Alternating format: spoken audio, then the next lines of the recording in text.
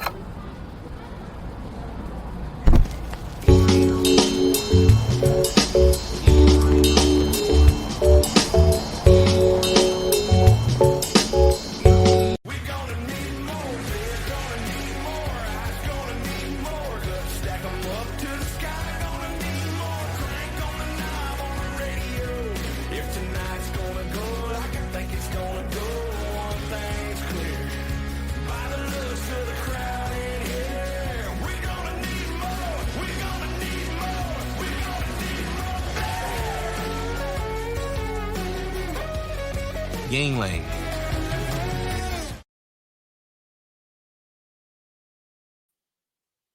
All right. Welcome back. MisFitNation. If you're a veteran and you're struggling or feel like you are leading a path towards the darkness, stop and think about those who are around you. Think about how they truly value you, how they will miss you. You are not alone. You need to talk to someone. Someone will listen to you. If you feel like you're a burden to those you love or your family members, you're embarrassed to talk to them, reach out to the hotline at 988 and take option 1. That's 988 and press option 1. Don't make a permanent solution to a temporary problem. If you are a new listener, thanks for joining us. Please subscribe to our show on your favorite podcast apps. Don't forget to subscribe to our YouTube channel at _MisFitNation. It's _MisFitNation. Subscribe and click the bell. This will keep you up to date with our latest news, episodes, and of course the stories of our guests. Speaking of which, our next guest is a genealogist, mindset coach, and host of Stories in Our Roots podcast. With a bachelor's degree in family history, genealogy, and 20 years of experience helping people discover the stories of their ancestors, she knows the clarity, confidence, and perspective that comes from spending time in the branches of your family tree. When she's not exploring family trees, she's knitting lace shawls, taking care of her Welsh harlequin ducks, and trying to understand her teenage son as he discusses quantum mechanics. So without further ado, let's welcome to the show, Heather Murphy. Welcome, Heather. Hey, thanks for having me here. It's great to have you here. It's great to get connected in this wild world we have now. It's easy to find each other online and do these things. So it's great to have you here. I'm glad we're able to talk about genealogy tonight, as I had some good news from my genealogy traits last year. So I'll let you get your story going first, and then we'll chat a little bit about my journey and that stuff as well. So if you don't mind, just please share a little bit about your background that I didn't share there to where we are now. All right. Well, I have been interested in family history since I was a preteen. And I come from a family where on one side we know pretty much, quote unquote, everything. It's been really well researched. And then the other side where we know a good amount, but not everything. So there's still more to be discovered. And as I've grown in my love for family history and history and combining everything together, I've come to see that people don't use family history as much as they could. Like everybody says, oh, my grandma does it, or I'll do it when I'm older, but they're missing out on the benefits that they could have now. And so that's kind of where I've shifted, not just researching for people, but showing them how knowing the stories of their ancestors can make their life better today. That's awesome. And you said one side of your family. I think that's probably the truth with almost every family. They know one side very well because they're close to that one, or that line has been in the same area for decades and generations. And then the other side is that one that it's hard to find anything past maybe mom and dad and grandpa. And then after that, it's all maybe I'll find it. So which side of your family was easy to find, mom or dad? Dads. Dad. We had a lot of people that had been researching the family for decades. Whereas on my mom's side, my grandma was the first one to start piecing together everything. And she's like the person in the family who knows everything. But she's in her 80s now, and it's kind of up to me to kind of be the next person to carry that on, because she's not going to be around forever. Definitely. And if you don't ask her the questions now, you'll lose them forever too, unless she wrote them down in journals and such. Right.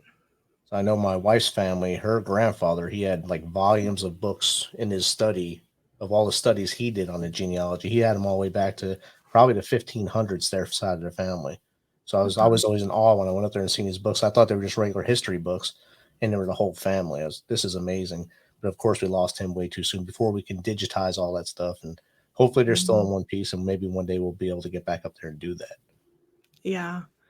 But it's just amazing that what you can find when you look in your family history, when you look beyond just collecting the dates and places and like filling in the slots on your family tree, but when you dig into the stories of those people and what their lives were like and how that affected the next generation and their experiences affect the next generation, it's just really intriguing to me.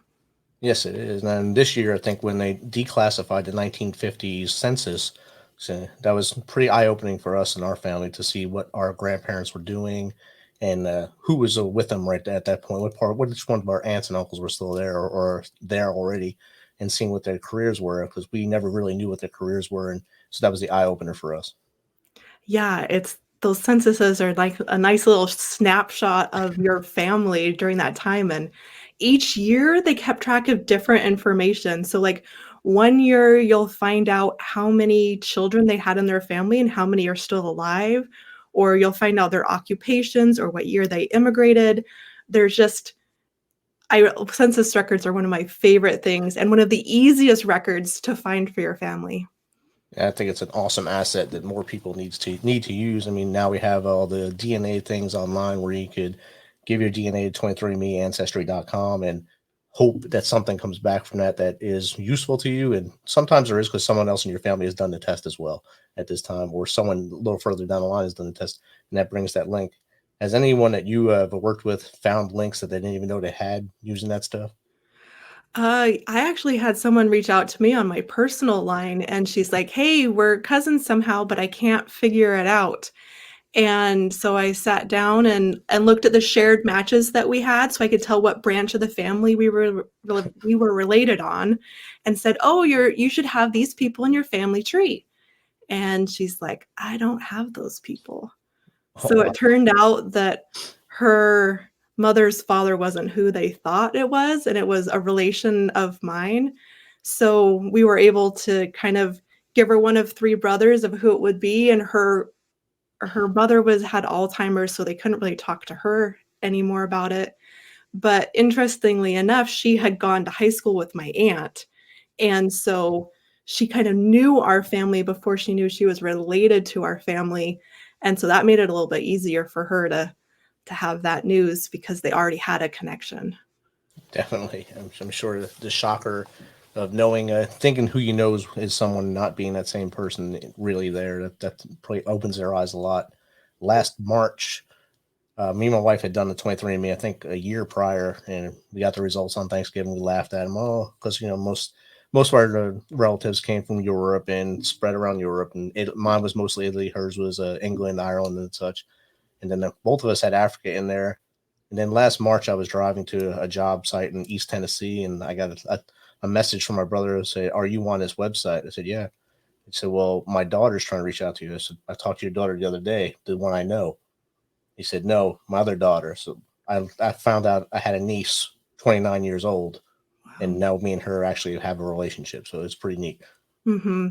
So I think there's two sides to that coin. Sometimes it's so great when those family connections are made, and then sometimes they're unexpected and can cause some family troubles. So never do a DNA test if you're not willing to either find a problem or find a situation that it's uncomfortable, or to be the answer to somebody else's question that's trying to find out who they are. Definitely, and see what they've missed maybe all their life at that point. Say, hey, I missed my uncles and aunts, or even cousins. I didn't know I had cousins all these years. Now I have cousins all of a sudden. So it's amazing how DNA can be integrated with genealogy, and you can connect yourself to so many more people than you ever would have otherwise. Definitely. And have you seen a lot more people go to the DNA path as they start doing their ancestry, or just stay with the ancestry, like try to go through volumes and volumes of history to try to identify their families? It's kind of a mixture, because it depends on how much people know about themselves already and what starting off information that they have. So if you know very much about your grandparents, it's pretty easy to find, like I was saying, in census records, to jump on Ancestry or Family Search and find more information about them. But for those people who really don't have much to go on, then that's where the DNA can really, really help them in making those connections. I bet, yeah, and it probably solidifies some of their research too, if they've just done paper research to say that really is Aunt B from West by God, Virginia, or something. So Right. Yeah, because you never know. Every once in a while, something slips into the tree and your DNA results don't match the paper files, so you get to try and figure out why. right, and your shock at that point is, oh, well, I was adopted, or I was not adopted, or something like that. If Yeah, you or even back generations, like your grandparents or great-great-grandparents, you can see that things aren't lining up, and even a few generations back, you can see, oh, something happened back there. Somebody was adopted that they never were told they were adopted, or there was some other things going on. So it's definitely one of the tools like professional genealogists use sometimes to verify that paper. Because if there's enough shared matches out there that for the DNA, you can pretty much confirm your family tree. outstanding. And as you do these studies, does it help the person develop a deeper self-identity as they learn more of their past generations to see what things they're doing now? Yeah, it really does. And it's really neat to see different people connect with different things in their family past. I had one woman I was talking to. She was in a master's program for urban development, and she, through her research, learned that she had so many great-grandfather who founded his own town Oh, wow. and had that sense of community. And so then as she's going through this graduate program, then she's not just thinking that she's isolated, like that's just her thing. She's continuing something on that's in her blood. And it just really gives people a, a deeper self-identity, like you were saying, because they know that they're not just alone, that they're connected to something really deep. And that kind of empowers them to say, if I have this running through me, then what kind of an impact can I have moving forward? Because I'm building on something that somebody else started, not just that I started. Right, and I'm sure for that person going for the masters in urban development, her great whatever grandfather had his own town developed. That had to increase the confidence as she was moving forward in that program and into her future. Absolutely. And she could see that, that was part of her family legacy that she didn't know about, but now that she did, she could amplify it even more. Definitely, and I think that probably helps her as she pushes forward, and if she has children, they'll see what she's doing, and then she'll tell them what she found out, and it'll just continue for the next few generations, hopefully, Yeah. if Yeah. they grasp on. Right. So when you do all this ancestral research and you find out things that your family has gone through generation to generation, does that help you build your resilience or show you where your resilience might have come from? Absolutely. Kind of our trend in society is to look outward, look at sports figures or movie stars to find these people to emulate. But what if you look at those people that you share blood with, that their story created you, and you can see that it wasn't just that they turned 21 and then all of a sudden they were successful. They had ups and downs in life. If you trace somebody's whole life and you dig into those records like newspapers and court records where you really can get a more of the story of a person, then you can see that life is not linear. It goes up and down. That was normal for them. They were still able to accomplish something even when bad things happened, children dying, droughts that wipe out your farm, um, all sorts of things. You can say, okay, they did that. I can go forward. One of the women I was talking to said that she was researching her family and she had an ancestor from Hawaii. And she and her husband were going to immigrate to the United States, and they had all the plans set, and then he died.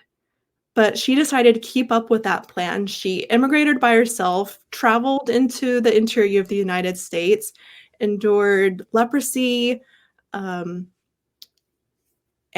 persecution because she was Hawaiian.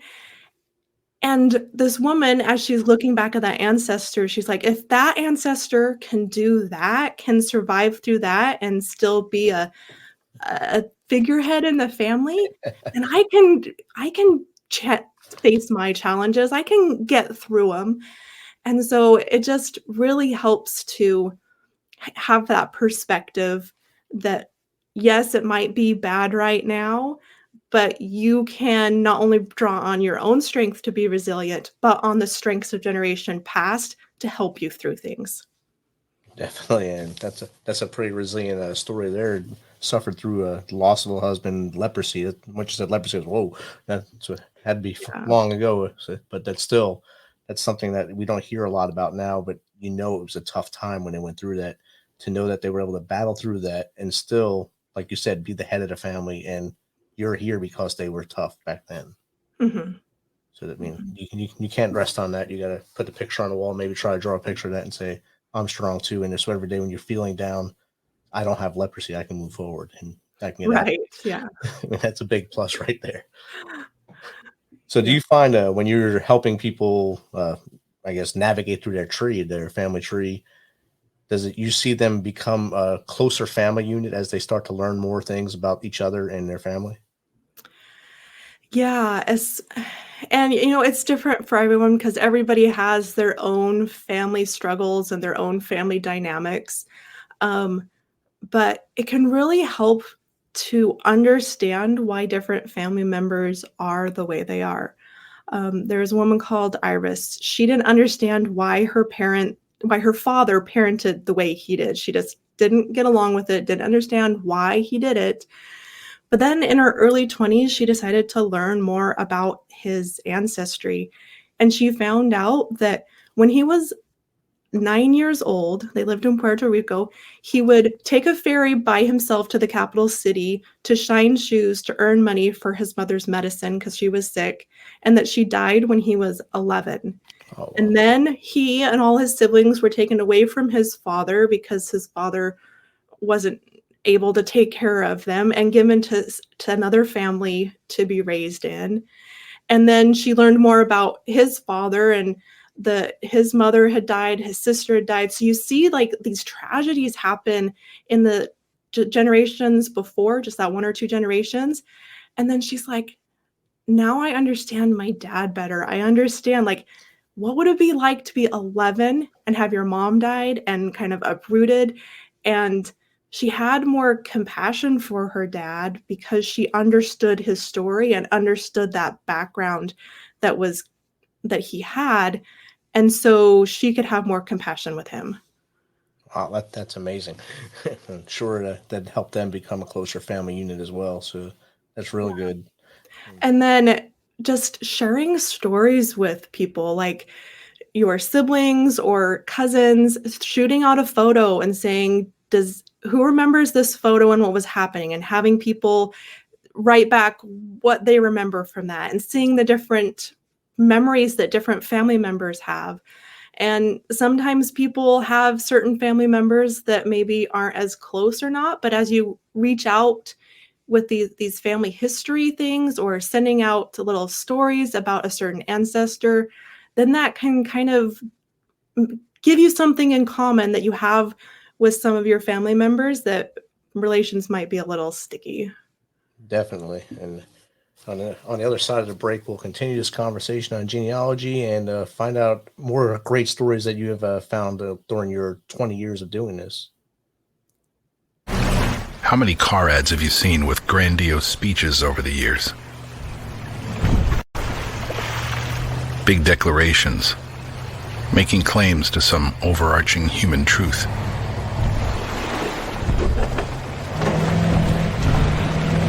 Companies call these commercials manifestos.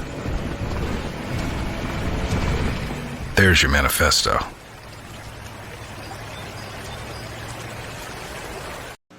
You're in the big leagues when you make a perfect slide. You're in the big leagues when you keep the team alive. You're in the big leagues when you block a shot or two. You're in the big leagues when you're in the big league chew. Big League Chew, man-sized wads of great tasting shredded bubble gum stuffed into a giant Stay Fresh pouch.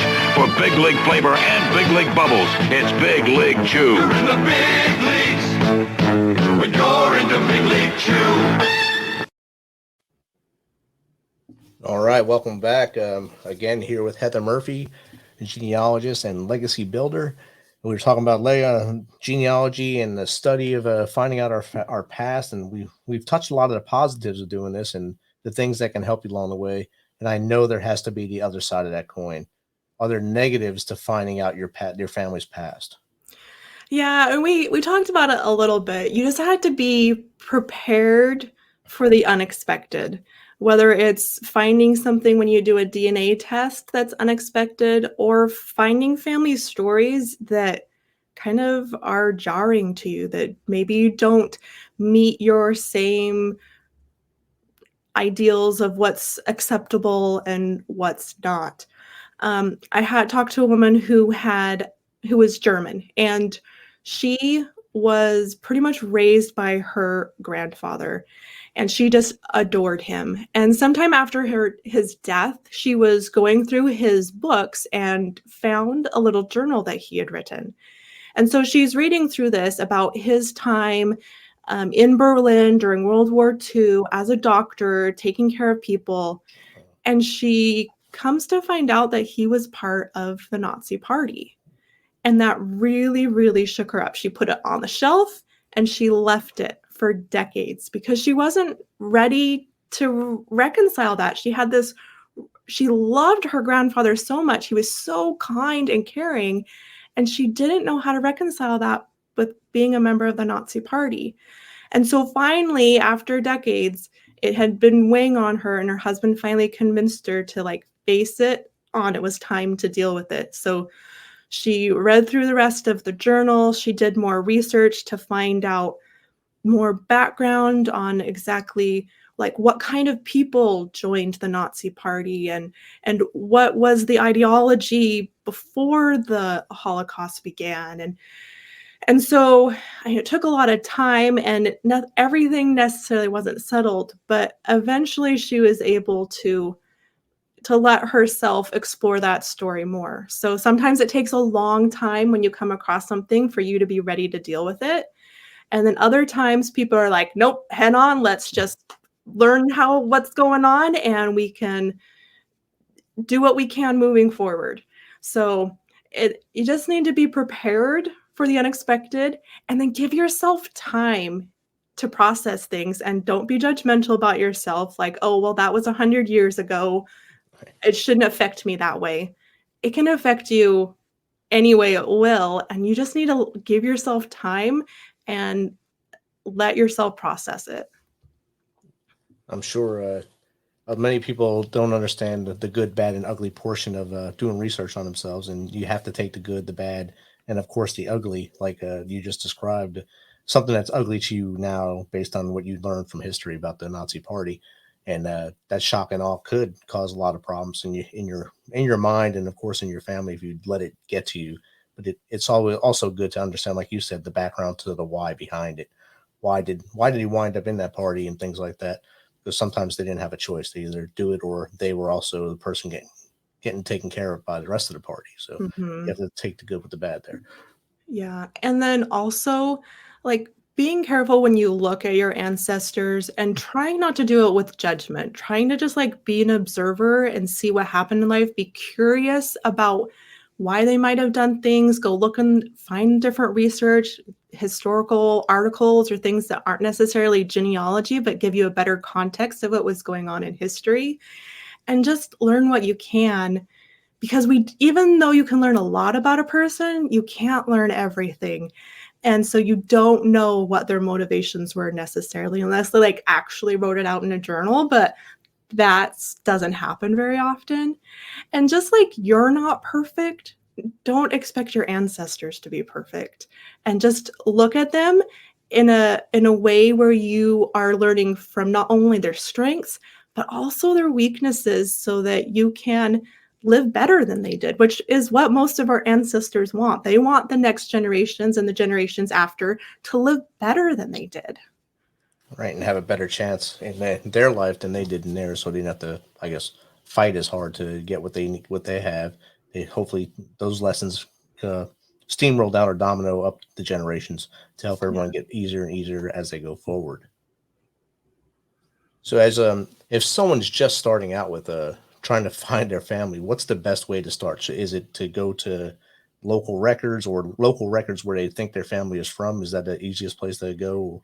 Well, really the best part is talk to your family members, because you never know who has a box in their attic or who, oh, well, this family member does it.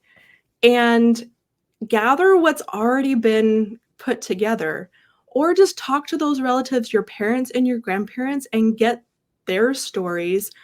Sometimes people are on a real big rush to like push back those generations, but it's best to just take it one generation at a time and see what you can learn, because then that will give you guidance to know where to look. For instance, if you just know that your great-grandfather died in the United States, in the western part of the United States, it's really hard to find out where the records are for that, because death records are organized by state.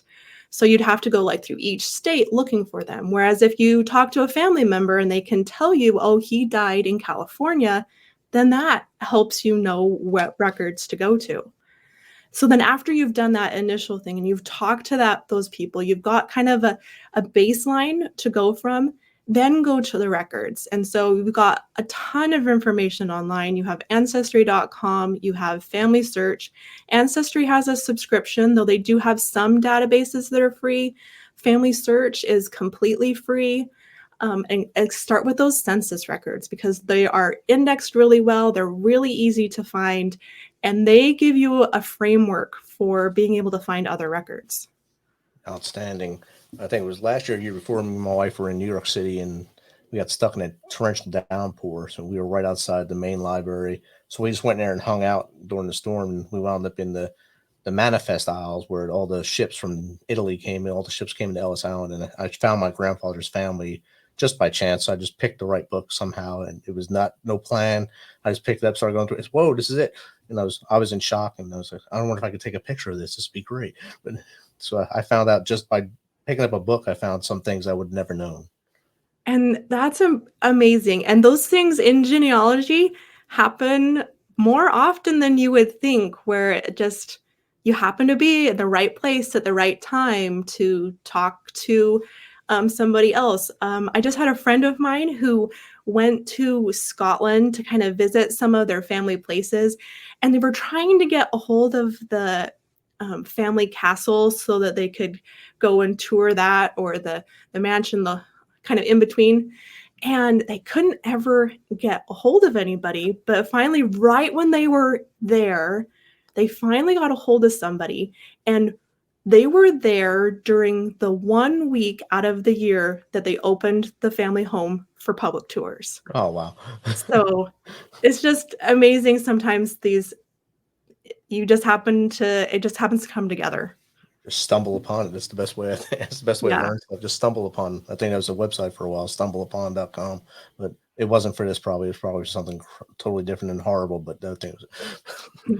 So Heather, how does someone get in contact with you to have you help them find this path or coach them in their ancestry and genealogy building? My website is heathercmurphy.com, or you can reach me on pretty much any social media platform at MsHeatherMurphy. Heather, thank you for taking some of your time tonight to hang out with us and share your knowledge of genealogy. It was a fun chat, and I hope everyone got something out of it. Oh, it's been a pleasure to be here. All right. Thank you. So thanks for checking us out. And thanks, Heather, again, for taking some of your time to share your journey with the Misfit Nation. Don't forget to visit our website at themisfitnation.com to catch up on all of our episodes and also get some Misfit Nation gear. As always, be humble, stay hungry, and keep hustling, because we are the Misfit Nation.